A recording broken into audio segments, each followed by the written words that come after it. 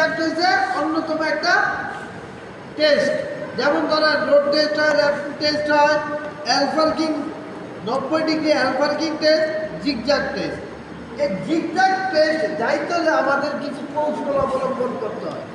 যেমন ধরেন এখানে আমরা বুঝার স্বার্থে কতগুলো স্ট্যান্ড বসাইছি এবং স্ট্যান্ডগুলো কি করছি প্রত্যেকটা মার করে দিছি, লাল হলুদ লাল হলুদ লাল হলুদ আবার লাল হলুদ, এই যে মার করে দিছি এটা আমাদের বুঝার স্বার্থে বা আমাদের কাজটা যাতে আমরা সহজভাবে কি করতে পারি, নিজের আয়ত্তে নিতে পারি। এখন এই জিগজ্যাগে আমরা দেখছি সবসময় 100 জনের মধ্যে 90 জনে যে ভুল করে, যদি বলে স্টিয়ারিং ডানে কাটে কাটে বামে, যদি বলে বামে কাটে কাটে ডাইনে। আমার সামনে যাই আর ভেগে যাই, স্টিয়ারিং ডাইনে কাটলে ডানে যাবে, বামে কাটলে বামে যাবে, আমার ডান হাত ডান বাম হাত বাম, এটার কোনো ব্যতিক্রম নাই।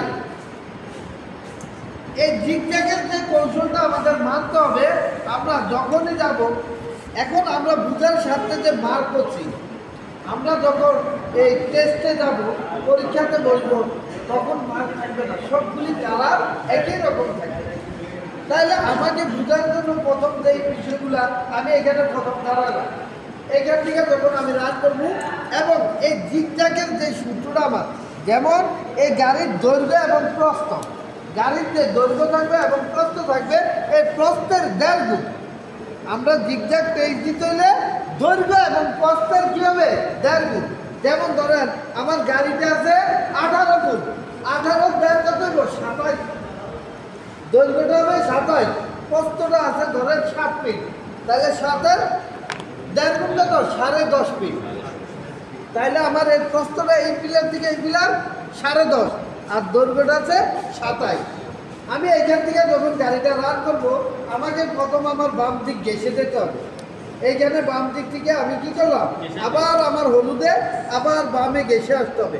কি জন্য বামে ঘেঁষবো, কারণ যখন আমি টার্নিং ঘুরাবো, যদি আমি লালে ঘেঁষে ঘুরাই, আমার এই ঘুরানোর সাথে গিয়ে এটা পড়ে যাওয়ার বাম্পারের সাথে সম্ভাবনা আছে।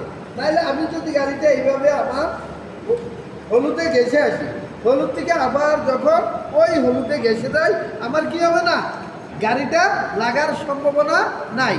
আবার এই হলুদ থেকে আমি ঘুরিয়ে কি করলাম, এই হলুদে নিয়ে এসে আমার গাড়িটা সোজা দাঁড় করা গেল। যাওয়ার সময় আমার যে সূত্রটা ফলো করতে হবে, সবসময় আমার লালের দিকে ঘেঁষে যেতে হবে, আমার প্রত্যেকটা স্টেট লালে। তাইলে লাল আমার কোথায়, প্রথমে আছে বামে, তাইলে আমি এখান থেকে এই বামে কাটলাম, বামের থেকে আবার লালে আসতে হলে আমি এইখানে কি করলাম, আবার ডানে কাটলাম, এই ডানের থেকে আমি সোজা করলাম। এখন আবার আমার লালে যাইতে হবে, এই আবার বামে কাটলাম, বামে গাইতে আমি এখান দিয়ে আসলাম, আবার আমার ডানে গাইতে সোজা করে আসলাম।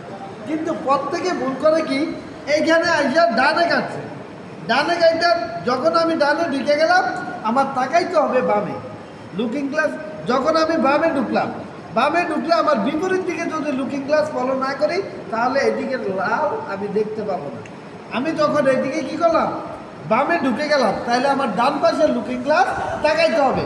লাল পাশের লুকিং গ্লাসে যখন আমার এই লাল ফ্ল্যাগ দেখা যাবে, আমাকে পুনরায় বিপরীত দিকে বামে তাকাতে হবে। বামে যে লুকিং গ্লাস থাকবে, আমার ওই লুকিং গ্লাসে যখন এই লাল ধরা পড়বে, তখন আমাকে আস্তে আস্তে স্টিয়ারিং আবার কি করতে হবে, ডানে কাটতে হবে। ডানে গাড়িটা আমি যখন এই লুকিং গ্লাস দেখবো, এই বরাবর সোজা করে গাড়িটা বের করে দেব। আমাদের প্রত্যেকের এই জিগজ্যাগ পার্কিংগুলা, এই বিষয়গুলি আমাদের খেয়াল রাখতে হবে। ডান ডান ডান বাম বাম, তাইলে আমরা 90 ডিগ্রির যে কৌশলটা, এই কৌশল মাইনে যদি গাড়ি চালাই, আমরা র্যাম্প টেস্ট, জিগজ্যাগ টেস্ট, কোনো টেস্টেই কী করতে পারবো না, আটকাবো না। কারণ আমাদের এত রাস্তায়, আমরা যখন লাইসেন্সের পরীক্ষা দিই, বিআরটির এত সময় নাই যে প্রত্যেকের রাস্তায় নিয়ে কেমন চালাইতে পারে এরকম পরীক্ষা করার মতো সময় নাই। কিন্তু আপনি যদি এই জিগজ্যাগ টেস্টটা অ্যাকুরেটভাবে দিতে পারেন, এল পার্কিংটা অ্যাকুরেটভাবে দিতে পারেন, এই কৌশলটা সঠিকভাবে লক্ষ্য করতে পারেন, দেখাইতে পারেন, কোনো স্ট্যান্ড না পাইতে বের হতে পারেন, তাইলে তারা বুঝে কি যে আপনি একজন পরিপূর্ণ চালক আপনাকে লাইসেন্স দেওয়া, কারণ যে জিজ্ঞাসা করবে সে সোজা রাস্তায় গাড়ি চালাতে পারবে, ডান বা পার্কিং বুঝবে সে সব জায়গায় গাড়ি চালানোর উপযোগিতা আছে, তখনই আমরা লাইসেন্স দেবো। কিন্তু আমাদের বেশিরভাগ ক্ষেত্রেই এই কৌশলগুলো মানি না, কখন কোন দিকে তাকাইতে হবে এবং গাড়ির গতি নিয়ন্ত্রণে রাখতে পারবে।